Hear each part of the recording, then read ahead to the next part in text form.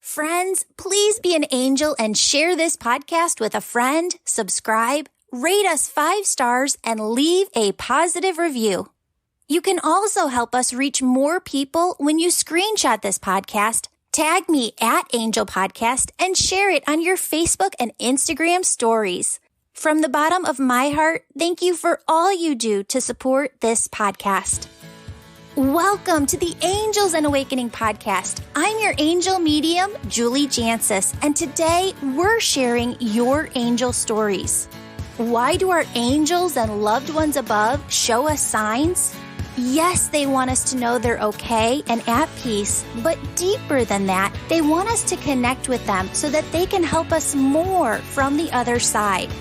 Friends, it all begins with your intuition, vibration, and experiencing oneness.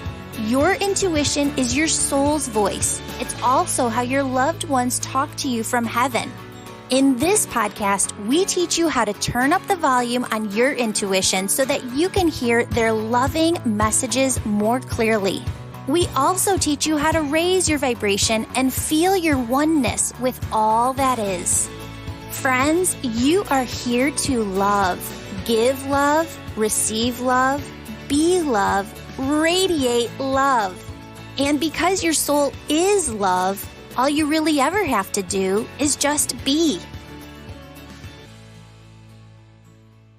Hello, everyone. We have Erin on the show today. Erin, thank you so much for being here. You have a lot of angel stories for the audience to hear, and I'm so excited for them to hear these stories. Yay, I'm glad to be here. Thank you. Of course. So tell us your first story. So I guess my first story that's very memorable would be when my grandfather, who happened to be my most favorite human at the time, he was in his active dying stages of life, and it was around probably 2007. He was in his late 80s, and he was ready. He'd had surgeries that weren't healing, and he was just ready to go. He would say to the doctors, "Can't you just let an old man die?" So anyway, he was in his active dying stages, and I went into his room after I'd been home with my family overnight, and I went to check on him and see him like I did every day for probably a month and a half. And I walked into his room, and he said, "Why am I still here? I don't know why I'm still here." And I said, "Well, it's just not time yet." And he said, "No, you don't understand. I was in heaven all night last night with Jesus, and Jesus told me all about how the world was made. He was walking me around. He held my hand, and he just told me everything about how the world was made." And he said, "And I just can't tell you how much love is there." He said, "We don't know love on earth like we know in heaven." And he said, "The love in heaven is just so, so strong. We can't even comprehend a love here." And he just kept saying that about how God is all love, and it's just about love, and nothing else matters. It's just, God just wants us to love each other. The first person he told that story to after he woke up was the nurse who came in to check on him. And she said, "You're here to tell this story. We need to hear about love." And so then I was the next person, and he told it to me. And so for probably 10 or 12 years now, I've thought about that so often. And whenever someone mentions, why are we even here? I'm like, oh, you don't even know. It's about love. And so I just love that reminder. I love that reminder that we're just supposed to love. I love that so much. And I have to tell you, right now, I don't know, we record these podcasts in advance and then they get put up later on. But right now it's the beginning of January, and I've been recording videos for the Manifest Your Best Year Yet e-course. And what I do is for these e-courses, I really see them as group coaching, like pretty much 3-week group coaching sessions. And I channel all of the information that's taught in those sessions. And this morning, and it's so funny because when I work on these podcasts too, it always combines with the lesson that Spirit's working on with me that day or what I'm teaching and the podcast. There's always some synchronicity there, which is totally Spirit too. But this morning we were talking about this memory that I have of going to this spiritual spiritual leadership conference in my early 20s, and they had us sit down and just channel out the I am statement that would come to us. And people had all different words. I am this, I am that. And what just kept coming to me is I am love. I am love. I am love. And that is what comes through over and over and over again through people's sessions. Why are you here? What is our purpose? Love, love, love. To be the essence of love, to shine love around the world, to be love to other people, to show other people love. It's such a beautiful message. It is. Well, I have to say, he died the very next day. It was Christmas Eve. He died. And it was, you go to a funeral of the most favorite person in the world and you don't shed a tear because you're just so joyful for them.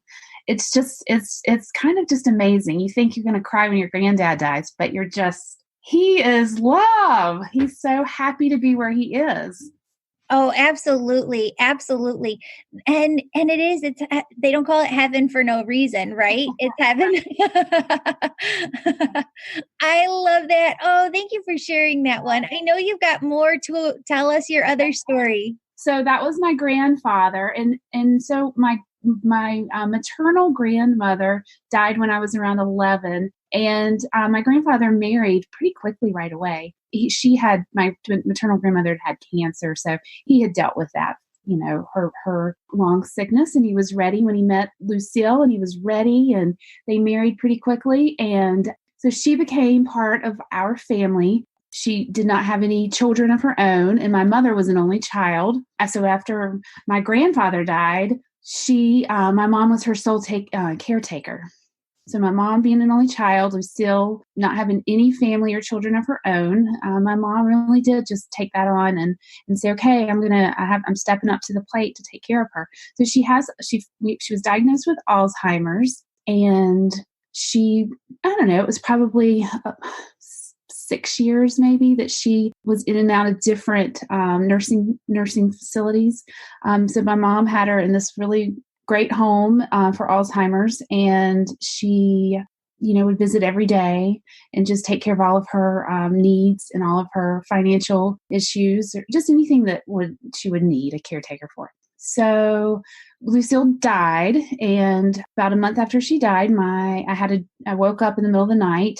Well, in the morning when I woke up, I had this vivid dream, and it was Lucille. She was standing in the street, and I was looking at her through my bedroom window, and it was just a telepathic communication. Her mother was there, and I remember her mother, and it was just this, tell your mother, and this very stern, unlike Lucille. Lucille was very, just always happy, jovial, but it was a very stern, and it wasn't a voice, it was telepathic, but it was, tell your mother she was kind and thank you. It was a voice that meant business. It meant, you need to hear this message. So I wake up and immediately I call my mother and I say, hey mom, Lucille came to me in a dream, and she wanted you to know, that she says you're kind and thank you. And my mom just kind of laughs it off and, okay, sounds good. We go about our day, and I'm drinking my coffee and watching the news. About an hour later, and I get this like heavy sensation on my chest. I'm deep anxiety, almost to the point where I couldn't breathe. And immediately I picked up the phone and I called my mom and I said, you need to understand, Lucille says you are kind to her and thank you. And my mom started crying and she said, message received. Lucille was kind of standing behind me last night when I was taking care of some of her final bills. She said, I felt her presence as I was working on her estate. And I said, well, okay. And as soon as I gave mom the message and she said, message received, the heaviness just lifted, and just such a peace. Yes. So isn't that interesting that your mom didn't let you know that the first time around? I know. And I think it's interesting too. So this is how it works. And that's exactly what happened the very first time that I brought through spirit, was the presence from the other side would not clear until that message was received and brought through to the person. And that's the energy and how it works all the time. So spirit will come in before, somebody's session. Sometimes they're with you for half an hour before. And normally they part right after the person leaves the session. There's been 1 or 2, maybe 3 times where spirit will kind of stay with you afterwards, because they have a message even more so. Sometimes you can't get through a session in a short period of time, which is why I don't like parties. They don't give you enough time to bring through all the information for each person that's needed. Right. Yeah. Yeah. Wow. Yeah. So cool. Yeah, it's so cool. I mean, over my life, I've had many little experiences, but like these are the most memorable, the most like, wow, this is for real kind of thing. Yeah, that's amazing. That's amazing. Oh, Erin, these are so fun. Friends, if you feel called to work with me, do it. In March, we've got the Angel Reiki School on March 7th and 8th in Naperville, Illinois. Here you'll become a certified Reiki master teacher and learn how to develop your unique spiritual gifts. Also, March 2nd through 20th is our live e-course called Releasing Negative Thoughts and Training the Egoic Mind.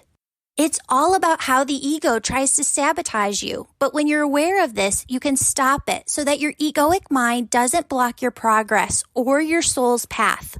Taking this course will also help you hear your intuition more.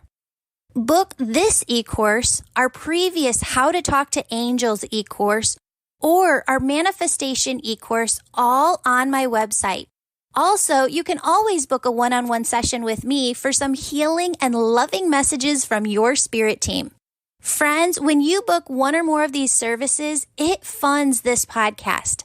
Thank you so much for your support and keeping this show going. Stay tuned at the end of this podcast to hear all about the freebies we offer as well. Do you have any other stories to share with us?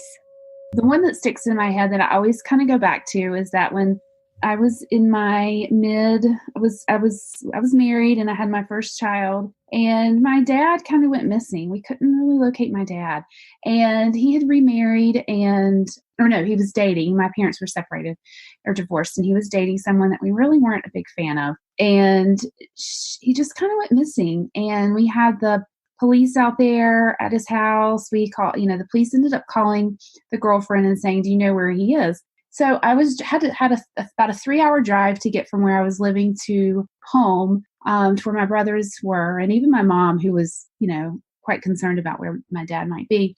And I heard that voice in my head that said, "He's in rehab. He is in a rehab facility." And so I progress and I go on, and I know I hear that voice, and I get home and I'm like, amidst all the chaos, I just let that voice go. I knew the voice told me where my dad was, but I just got sucked into the drama of where is he?